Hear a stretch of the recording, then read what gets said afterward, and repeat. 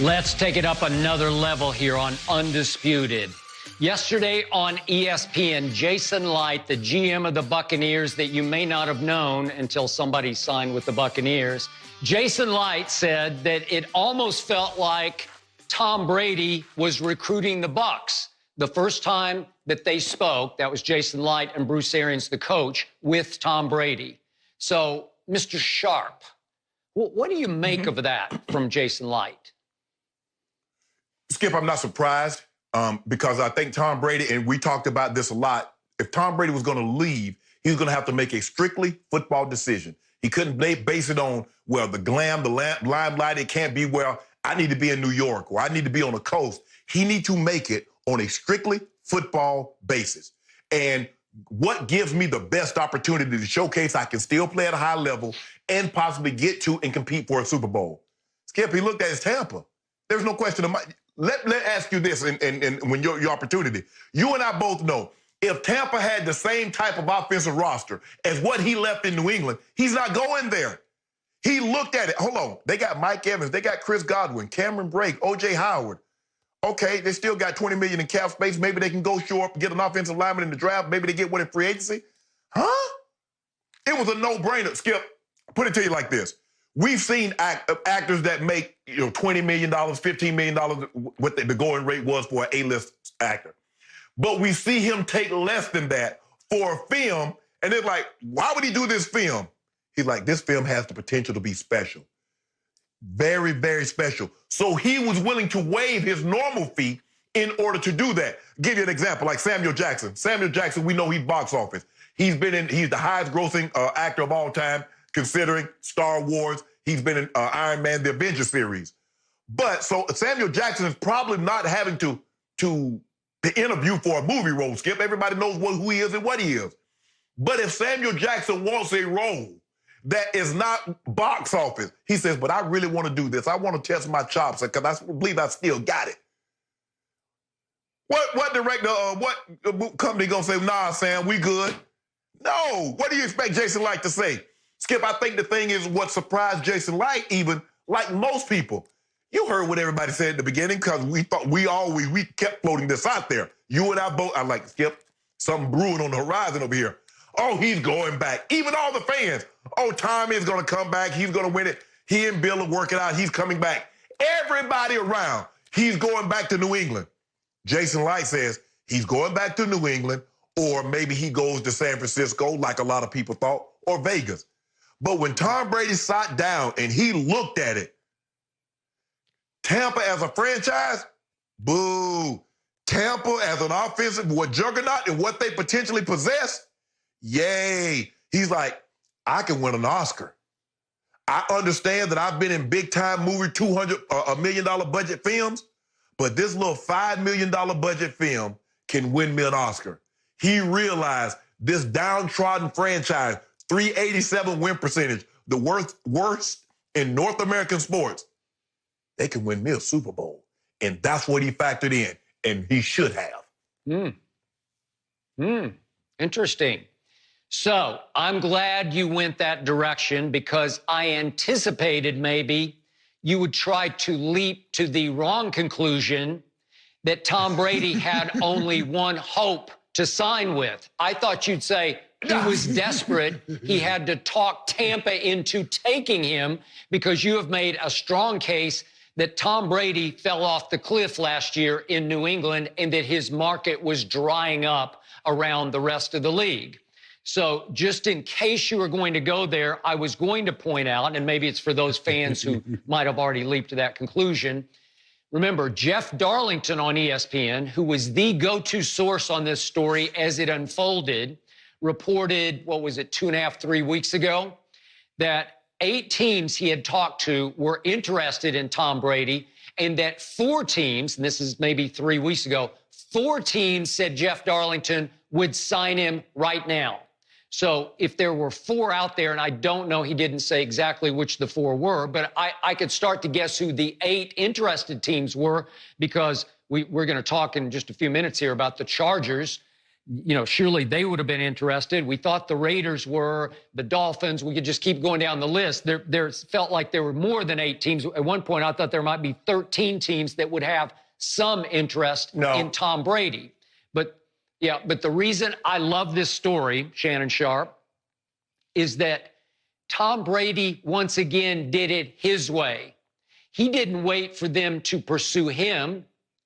He did his homework. Remember what he said in his opening, it was sort of the teleconference, press conference that he did a few days back on, from Tampa or with the Bucs. He said that what he loves to do is study and watch film.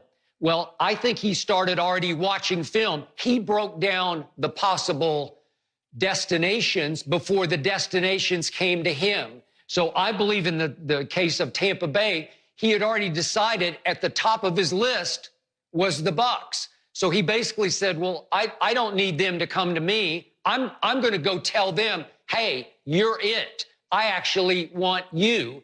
And you made all the points that I was going to make.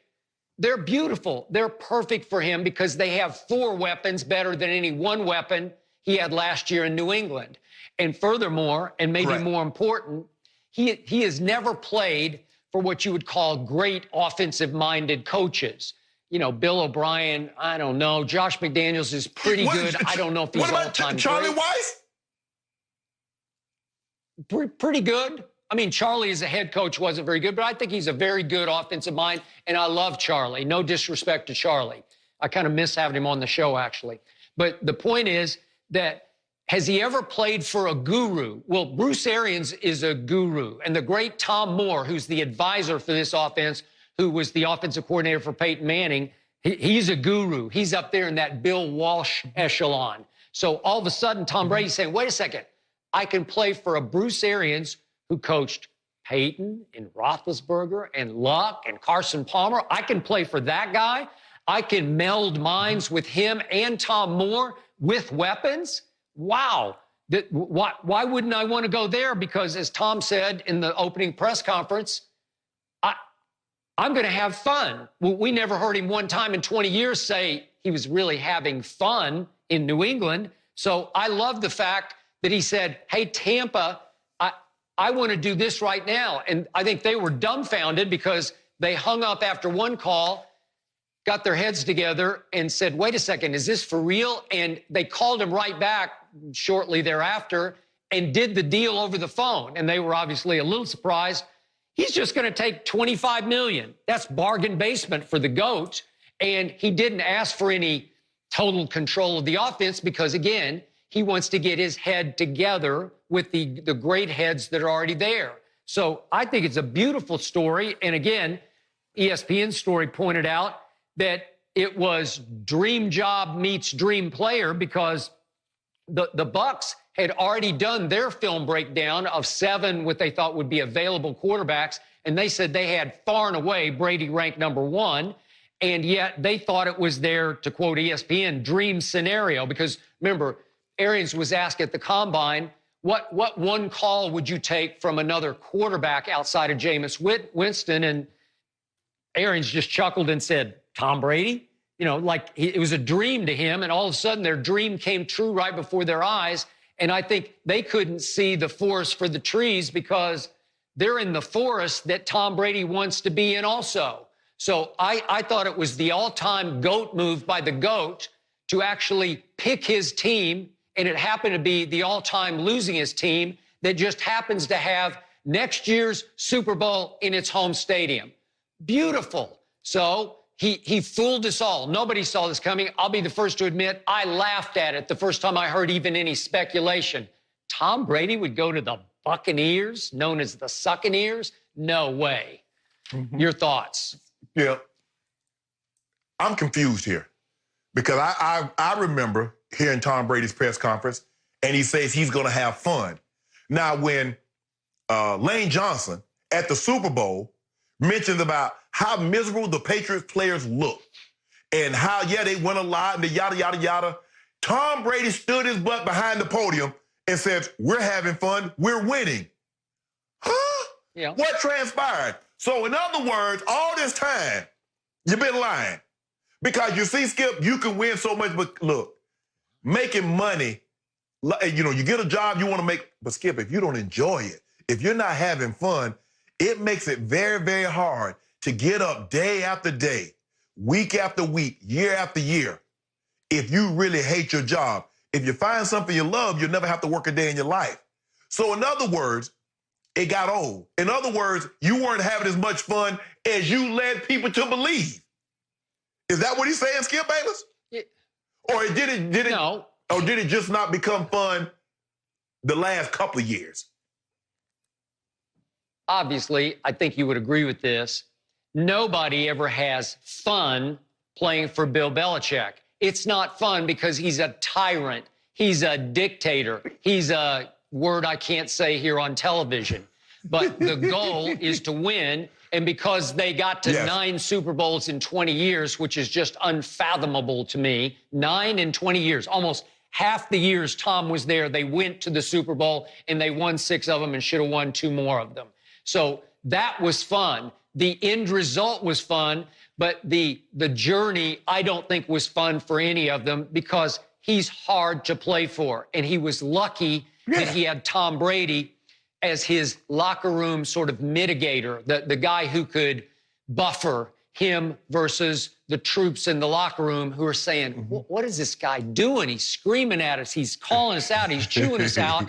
And Brady was the one who always stepped up in the locker room and said, it's okay. It's just the way he is. We're going to go win us another Super Bowl. So, again, that was fun. But now Tom's journey is going to be fun. His practices are going to be fun. His film study is going to be a lot more fun than it used to be because there's no Bill Belichick hanging over it, sourpussing the whole sort of environment that you have to practice and play in. So, yeah, I think he said, I'm going to go there for well, not only for 2 years, but you also see what Jason Light said, and I brought this up on the show yesterday. He concluded by saying, in fact, we feel like Tom could still play for over 2 years for us, and hopefully that's the case. Because Jason Light made the point that the tape showed us that he had plenty of arm. In fact, we thought he had the ideal arm for the Bruce Arians system. So they're saying no decline in his arm talent whatsoever, and they think he's fit enough and obviously brilliant enough that he's not just going to play for 2 more years, and they gave him 2 years guaranteed, $25 million. But Jason Light's saying hopefully maybe 3 years, maybe 4. Who knows? That would be your worst nightmare, Shannon Sharpe. Skip, let me tell you something. Do you believe Brett Favre right now at the age of 50, I'm about to be 52, so Brett's about to turn 51. Do you believe Brett Favre can still go out there and throw the football 50 yards? Probably. Yes, exactly. It's not the arm talent. I believe Dan Marino can still go spin the ball. Elway can still spin the ball. Skip, there are other things. Legs play a huge part. If you believe Tom Brady's legs and his ability to drive the football with the consistency and the accuracy that we saw 10 years ago, you're fooling yourself. Now, Skip, if you want to buy a building bad enough, you want to buy a house, you want that location and you want that house bad enough, you might be willing to look where the lot is not ideal. Or maybe there's a small crack in the foundation, or maybe it's on a busy street. If you really want this location, you want this house. They really wanted Tom Brady, so they're willing to overlook some of the things that everybody else knows is there because they wanted that guy. And the guy that they had, they didn't want because they didn't feel they could win with him with his inability to protect the football. That's all I'm saying. Can he still spin the ball? Yes. But if you believe Tom Brady's legs are the same, if you believe Tom Brady still was willing to stand it up, he started flinching. He's starting to he started to go down a lot easier than what we've seen in the past. And that's when we start to see the beginning of the end. It's here, Skip. I'm sorry you don't want to see it. Thank you for watching. You can subscribe here to get the latest from the show, and be sure to check out more of the best clips from Undisputed, or go watch a few other segments from our other shows on FS1.